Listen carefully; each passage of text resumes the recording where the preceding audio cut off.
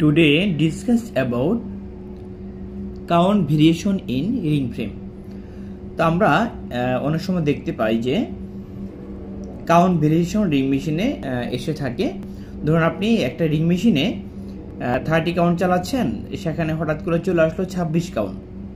হ্যাঁ, 30 কাউন্টের স্থলে আপনার চলে আসলো 26 কাউন্ট।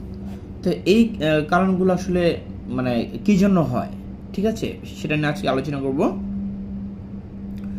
তো প্রথমত হচ্ছে যে top arm pressure gauge problem, ঠিক আছে। তো আমরা মানে আমাদের যে ওয়েটিং আর্ম প্রেসার আছে সেটা যে টপ আর্ম প্রেসারটা, হ্যাঁ, তো এই টপ আর্ম প্রেসার এটা এটা এটা কিন্তু আপনার যে গেজ আছে, হ্যাঁ, এটার গেজ কিন্তু অনেক সময় ঠিক থাকে না। সেই গেজ প্রবলেম কারণে কিন্তু আপনার এই সুতার মধ্যে কাউন্ট ভেরিয়েশন চলে আসতে পারে, ঠিক আছে। এরপর হচ্ছে যে count wise process wise waiting arm pressure set.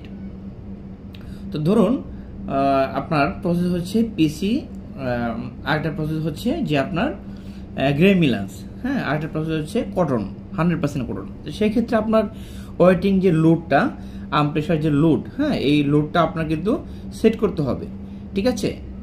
তো আমি ধরে নিলাম যে একটা লিলেন প্রসেস চালাচ্ছেন, লিলেনে আপনার যে আপনার ওয়েটিং যে লোড আছে, আর্ম প্রেসার যে লোডটা আপনার ধরুন দিতে হবে 16, 18, 20 এরকম দিতে হবে। তো সেখানে যদি আপনি 12, 14, 16 দেন তাহলে কিন্তু আপনার সেই মেশিন চলবে না, ঠিক আছে।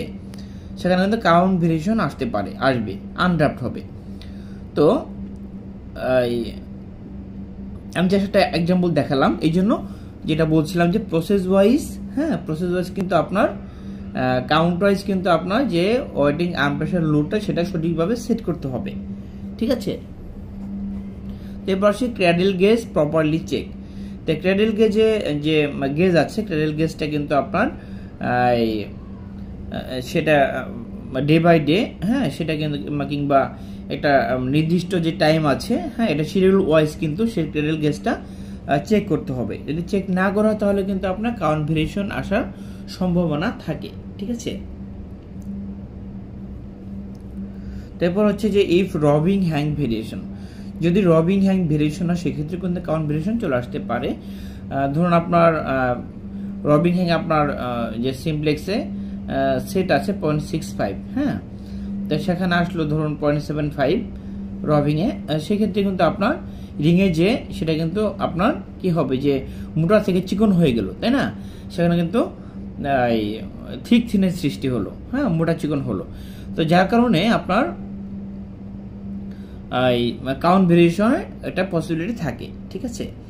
এরপর আসি if simplex and ring machine back steel roller jam. এটা কমন একটা প্রবলেম যে সিমপ্লেক্স মেশিন যে ব্যাক স্টিল রোলার এবং রিং মেশিনের ব্যাক স্টিল রোলারে অনেক সময় জ্যাম থাকে, হ্যাঁ। তো এই জ্যাম থাকার কারণে কিন্তু আপনার সুতা মোটা চিকন চলে আসতে পারে, হ্যাঁ, কাউন্ট ভেরিয়েশন হতে পারে, হ্যাঁ, এটা কমন একটা সমস্যা। এই জন্য যারা অপারেটর আছে, রিং অপারেটর, সিমপ্লেক্স অপারেটর, তাদেরকে দিয়ে সঠিকভাবে সেটাকে ক্লিন করানো, ঠিক আছে। এরপর আসি উইদাউট স্পেসার অ্যান্ড অ্যাপ্রন। তো স্পেসার এবং অ্যাপ্রন ছাড়া চালালেও কিন্তু এটা মেজর না হলেও মাইনর, হ্যাঁ, এটার কারণে কিন্তু কাউন্ট ভেরিয়েশন আসতে পারে। এই জন্য চেক করতে হবে যে স্পেসার এবং অ্যাপ্রন ছাড়া কোনো অপারেটর চালাচ্ছে কিনা। এরপর আসি টুইস্ট ভেরিয়েশন। তো টিপিআই ভেরিয়েশন হলে কিন্তু কাউন্ট ভেরিয়েশন চলে আসতে পারে, ঠিক আছে। এই হচ্ছে আজকে টপিক, আশা করি বুঝতে পেরেছেন। আজকে এ পর্যন্তই, পরবর্তীতে নতুন একটি টপিক দেখবেন ইনশাল্লাহ। ততক্ষণ ভালো থাকবেন, আল্লাহ হাফেজ।